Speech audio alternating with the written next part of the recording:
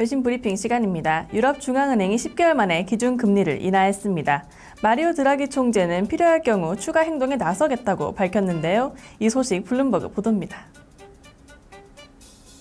지난밤 블룸버그 통신에 따르면 슬로바키아의 수도 브라티슬라비아에서 열린 ECB 통화정책회의 직후 드라기 총재는 모든 경제 지표들을 검토하고 필요할 경우 행동에 나서겠다고 약속했습니다.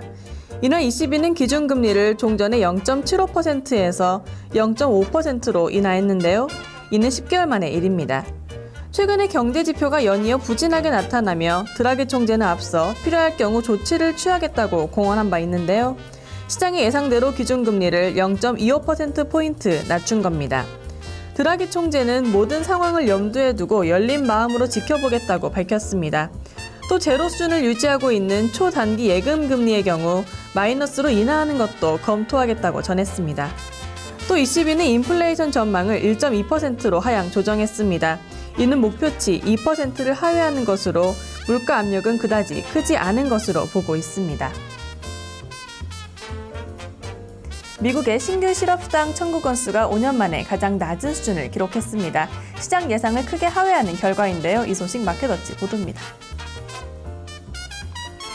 지난밤 마켓워치는 미국 노동부가 공개하는 지난주에 신규 실업수당 청구 건수가 전주보다 18,000건 감소한 32만 4천 건을 기록했다고 전했습니다.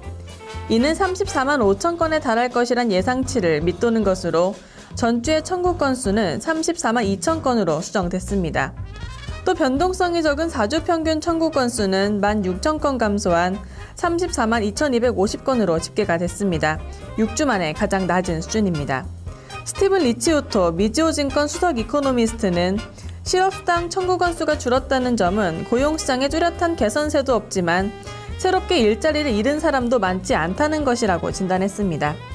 이에 따라 우리 시간으로 오늘 밤 발표되는 4월의 고용 보고서에 관심이 집중되는데요. 전문가들은 4월의 취업자 수가 13만 5천 명 늘었을 것으로 전망했습니다. 이어서 미국의 경제 지표 하나 더 살펴보겠습니다. 미국의 3월달 무역 수지가 크게 개선됐습니다.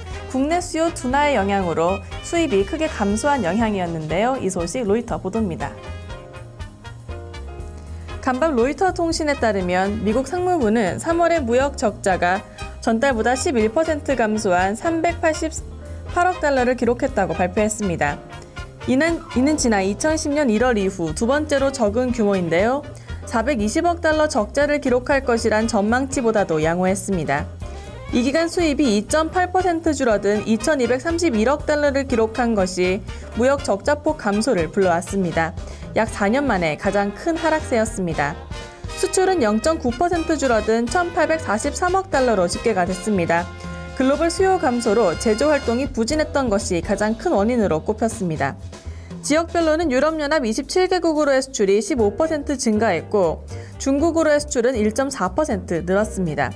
반면 영국으로의 수출은 감소세를 보였습니다. 지금까지 외신 브리핑이었습니다.